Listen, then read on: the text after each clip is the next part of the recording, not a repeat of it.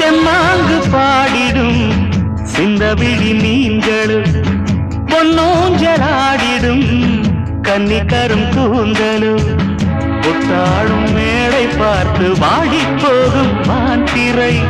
முத்தாரம் நீட்டும் மார்பில் ஏக்கம் தேக்கும் தாமரை வண்ணப்பூவின் வாசம் வந்து நேசம் பேசும் அவள் நான் பார்க்க தாங்காமல் நாடுவாள் புதுப்பூ கோலம்தான் காலில் போடுவாள் என்னவென்று சொல்வதம்மா